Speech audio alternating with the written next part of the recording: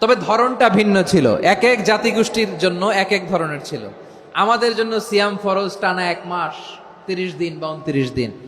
কোন কোন উম্মতের উপর 30 দিন না, মাত্র 3টা রোজা ফরজ ছিল। কয়টা? আওয়াজ করে বলেন। আপনাদের কি মনোযোগ আছে না গেছে? মনোযোগ আছে? তাকবীর পড়েন তো, লিল্লাহে তাকবীর। আমাদের 1 মাস সিয়াম ফরজ। পূর্ববর্তী অনেক উম্মতের উপর 1 মাস ছিল না, 3টা ফরজ ছিল। কয়টা? প্রতি মাসের 13, 14, 15 ফরজ ছিল তাদের জন্য। কারো জন্য শুধু একটা, আশুরার রোজা। কোন কোন উম্মতের জন্য 10টা। কোন কোন উম্মতের জন্য রোজা ফরজ ছিল মৌনতার রোজা, আরবিতে বলে সৌমুল ইনসাত, মানে সারাদিন খেতে পারবে, পান করতে পারবে, স্ত্রীর সাথে মেলামেশা করতে পারবে, কিন্তু কথা বলতে পারবে না। কথা বললেই তাদের রোজা ভেঙে যেত। পড়েন সুবহানাল্লাহ। কি অদ্ভুত ব্যাপার! মৌন সম্মতির রোজা। যেমনটি সাইয়্যিদাতুনা মারিয়াম আলাইহিস সালাম বলেছেন, ইন্নী নাযারতু লির-রাহমানি সাওমা ফালান উকাল্লিমাল ইয়াওমা ইনসিয়া। তিনি বলেছেন, আজকে আমি রহমানের জন্য, মানে আল্লাহর জন্য রোজা মানত করেছি, আজকে আমি কারোর সাথে কথা বলতে পারবো না। তো রোজা রাখলে কথা বলতে পারবে না কেন? কারণ ওই শরীয়তে রোজার বিধান ছিল সকাল থেকে সন্ধ্যা খেতে পারবেন, পান করতে পারবেন, কিন্তু কথা বলতে পারবেন না। কথা বললেই রোজা ভেঙে যেত। সুবহানাল্লাহ বলেন। তাহলে সব জাতিগোষ্ঠীর উপরে রোজা ফরজ ছিল, কিন্তু ধরনটা ভিন্ন ছিল। মজার ব্যাপার হচ্ছে, আপনি বর্তমানেও বিভিন্ন ধর্মের দিকে তাকান, বৌদ্ধ ধর্ম, হিন্দু ধর্ম, খ্রিস্ট ধর্ম, তাদের মধ্যেও রোজা আছে। ইংরেজরা, খ্রিস্টানরা এটাকে বলে ফাস্টিং। কি বলে? ফাস্টিং। আমাদের হিন্দু ভাইয়েরা বলে উপবাস। তারা কি বলে? উপবাস। আবার এখন আন্দোলনেরও একটা মাধ্যম হয়েছে এটা, না খেয়ে থাকা। এটারে বলে অনশন। এটারে কি বলে? অনশন ধর্মঘট। মানে আমাদের দাবি না মানলে আমরা খাবো না, রোজা রাখলাম। আছে না নাই? তারপরে আধুনিক বিজ্ঞান এটার একটা নাম দিয়েছে না খেয়ে থাকাকে, অটোফিজি। কি বলে? অটোফিজি। জাপানের এক চিকিৎসা বিজ্ঞানী এই অটোফিজির উপর গবেষণা করে সে নোবেল পেয়েছে। সুবহানাল্লাহ পড়বেন না? এজন্য আল্লাহ তাআলা আমাদের জন্য গোটা রমাদানে এই সিয়ামকে ফরজ করে দিয়েছেন। আওয়াজ করে বলেন আল্লাহু আকবার। রাব্বুল আলামিন বলেন, ইয়া আইয়ুহাল্লাযীনা আমানু কুতিবা আলাইকুমুস সিয়াম। সিয়ামকে তোমাদের উপরে ফরজ করা হয়েছে, কামা কুতিবা আলাল্লাযীনা মিন ক্বাবলিকুম, যেমনি তোমাদের পূর্ববর্তীদের উপর রোজা ফরজ করা হয়েছিল, লাআল্লাকুম তাত্তাকুন, যাতে করে তোমরা আল্লাহ সচেতন হতে পারো, যাতে করে তোমরা মুত্তাকি হতে পারো। লাআল্লাকুম তাত্তাকুন, যাতে করে আমরা আল্লাহ সচেতন হতে পারি, আল্লাহ কনসিয়াসনেস আমাদের মধ্যে গ্রো করে। এটা হচ্ছে রোজার prime objective, the prime objective of সিয়াম। অনেকে জিজ্ঞেস করলে অনেকে বলে রোজার মূল উদ্দেশ্য হচ্ছে না খেয়ে থাকা। না। অনেকে বলে গরিবদের কষ্ট অনুধাবন করা রোজার উদ্দেশ্য। না। রোজার উদ্দেশ্য কি, সিয়াম পালনের উদ্দেশ্য কি, এটা আল্লাহ তাআলা স্পষ্ট এই আয়াতের পেছনে বলেছেন যে লাআল্লাকুম তাত্তাকুন, যাতে করে তোমরা আল্লাহ সচেতন হতে পারো, আল্লাহ ভীতি তোমাদের মধ্যে গ্রো করে, গড কনসিয়াসনেস, আল্লাহ কনসিয়াসনেস, আল্লাহ সচেতনতা যেন বাড়ে, দ্য সেন্স অফ অ্যাকাউন্টেবিলিটি। আল্লাহর সুপ্রিম কোর্টের কাঠগড়া এই দুনিয়াতে আমি যাই করলাম তার সবকিছু যে পাই টু পাই হিসাব দিতে হবে, এই sense, to enhance the sense that what ever we do Allah is watching me. আপনি যাই করেন কেউ দেখে না, কিন্তু দেখে কে? শুরুতেই তো জিজ্ঞেস করেছিলাম যে কেউ যেটা দেখে না সেটা দেখেন কে? কেউ যেটা শোনে না সেটা শোনেন কে? এর নাম হচ্ছে লাআল্লাকুম তাত্তাকুন, যাতে করে তোমরা আল্লাহ সচেতন হতে পারো, আল্লাহ ভীরু হতে পারো। দুনিয়ার কেউ দেখে না, কিন্তু আল্লাহ দেখে। এটাই রোজার মূল শিক্ষা। আমার প্রিয় ভাইরা, আপনি লুকিয়ে লুকিয়ে ঘরের ভেতরে অন্যায় করেছেন, পাপ করেছেন, আপনার বাবা দেখে নাই, মা দেখে নাই, স্ত্রী দেখে নাই, কিন্তু দেখেছে কে? আল্লাহর চোখ ফাঁকি দেয়া যায়? আচ্ছা, বুঝে থাকলে বলেন তো, সিসি ক্যামেরার চোখ ফাঁকি দেয়া যায় কি যায় না? পুলিশের চোখ, র্যাবের চোখ, বিমানবন্দরে কাস্টমস অফিসারের চোখ, কিন্তু আমার আল্লাহর চোখ? সবাই বলেন, আল্লাহর চোখ ফাঁকি দেয়া যায়?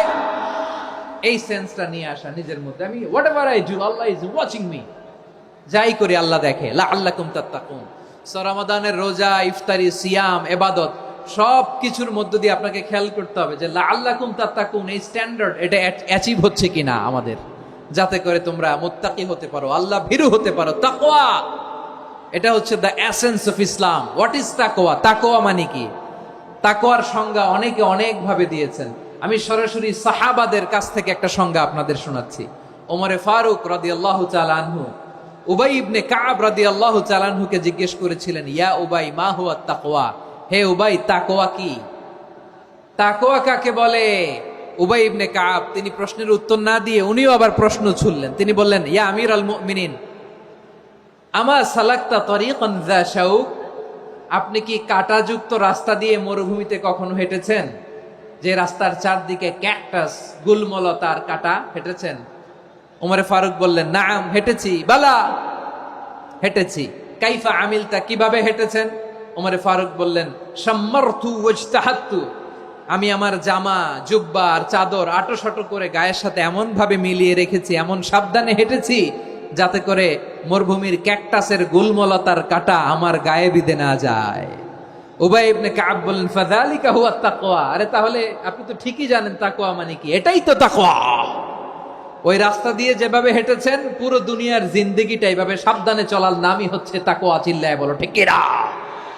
এই দুনিয়াতে পাপ পঙ্কিলতা থাকবে, শয়তানির হাতছানি থাকবে, অপরাধ প্রবণতা থাকবে, নফসের খায়েশ থাকবে, অন্যায়ের হাতছানি থাকবে। সব কিছুকে দোলে মুচড়ে পেছনে ফেলে সাবধান হয়ে এই দুনিয়ার সিরাতুল মুস্তাকিমের পথে চলতে হবে। যে রাস্তা শুরু হয়েছে দুনিয়াতে, শেষ হয়ে গিয়েছে আল্লাহর জান্নাতের ভেতরে। চিল্লায় বলেন ঠিক কিনা? আমার প্রিয় চাঁপাইনবাবগঞ্জের ভাইয়েরা, এটার নামই তাকওয়া। উবাই ইবনে কাব বললেন, ও আমিরুল মুমিনিন, ওই কাঁটাযুক্ত গুলমলতার রাস্তার মধ্যে ঠিক যেমনি সাবধান হয়ে আপনি হেঁটেছেন, এই দুনিয়ার বুকে ওই সাবধান হয়ে চলার নাম হলো তাকওয়া। সুবহানাল্লাহ। তাহলে তাকওয়া কারে বলে? আমার চাঁপাইনবাবগঞ্জের কলেজার টুকরা ভাইয়েরা, বুঝতে পারছেন আপনারা? হ্যাঁ, তাকওয়ার শুধু দুইটা নমুনা আপনাদের সামনে পেশ করব, আপনাদের ক্লিয়ার হয়ে যাবে। একটা নমুনা তো দিলাম, আরেকটা নমুনা, সেটাও ওমরে ফারুক রাদিয়াল্লাহু তাআলা আনহুর জীবনী থেকে। উনি ছিলেন ন্যায়পরায়ণ শাসক। রাত্রিবেলা প্রজাদের কি হাল হাকিকত, কি অবস্থা, ঘুরে ঘুরে প্যাট্রোলিং করতেন পুলিশের মতো। তো সারা রাত প্যাট্রোলিং করে সারা রাত তিনি ঘুরেছেন কার কি অবস্থা দেখে। শেষ রাতে তিনি ফিরে আসতেছেন। তিনি থাকতেন, সেই বুখারীতে এসেছে, কানা ইয়াসকুনু ফি আওয়ালিল মদিনা, মদিনার উঁচু এলাকায় থাকতেন। তো ফিরে আসার সময় উনি একটা প্রাচীর বেষ্টিত ঘরের পাশে দুইজন নারীর কথোপকথন শুনতে পেলেন। কয়জন নারীর? দেখি আপনাদের মনোযোগ আছে কিনা, বলেন কয়জন নারীর? একজন বৃদ্ধা, একজন যুবতী। উনি কান লাগিয়ে শুনতে পাচ্ছেন। বৃদ্ধা মা, ওমর ফারুক কাউকে দেখতে পাচ্ছেন না, শুনতে পাচ্ছেন। বৃদ্ধা মা তার যুবতী মেয়েকে বলে, এই তাড়াতাড়ি উটের দুধ দহন করে উটের দুধের সাথে পানি মিশাও, তাইলে কালকে বাজারে মদিনায় বেশি দামে বিক্রি করা যাবে, লাভ হবে অনেক। বৃদ্ধা মহিলা এটা বললেন। যুবতী মেয়ে উত্তরে বলে, মা আপনি জানেন না আমিরুল মুমিনিন খলিফাতুল মুসলিমিন ওমরে ফারুক দুধে পানি মিশানোকে দণ্ডনীয় অপরাধ বলে ঘোষণা দিয়েছে, জানেন না? এবার বৃদ্ধা মহিলা বলে, আরে পাগলি, এই ভোর রাতে আমিরুল মুমিনিন ওমরে ফারুক আসবে কোত্থেকে? উনি আসবে কোত্থেকে? ওনার পাইক পেয়াদা সিকিউরিটি আসবে কোত্থেকে? কেউ দেখবে না। আরে কেউ দেখবে না, তাড়াতাড়ি দুধের সাথে পানি মেশাও। এই কথা যখন মা বলেছে, যুবতী মেয়েটা চমৎকার একটা উত্তর দিয়েছে। তিনি বলেছিলেন, ইয়া উম্মি, ও আমার মা, লাউলা রাআ উমর লা রাআ রব্বু উমর, ও আমার প্রিয়তমা মা, আপনি ঠিকই বলেছেন, গভীর রাতে ওটের দুধে পানি মিশালে ওমর দেখবে না, কিন্তু মা খেয়াল রাখবেন, ওমর যদি নাও দেখে, ওমরের রব কিন্তু দেখে। চিল্লায় বলেন ঠিক কিনা? দিস ইজ কল্ড তাকওয়া। লাউলা রাআ উমরু লা রাআ রব্বু উমর, ওমর দেখে না কিন্তু ওমরের রব দেখে। চিল্লায় বলেন ঠিক কিনা? এজন্য রব্বুল আলামিন বলেন, লা তুদরিকুহুল আবসার ওয়া হুয়া ইউদরিকুল আবসার ওয়া হুয়াল লাতীফুল খাবীর। তিনি এমন সত্তা, দুনিয়ার কোন চোখ তাকে দেখে না, কিন্তু দুনিয়ার সবগুলো চোখকে, সব মানুষের অ্যাক্টিভিটিসকে আরশের উপর থেকে সব কিছু মুহূর্তে মুহূর্তে দেখতে পান কে?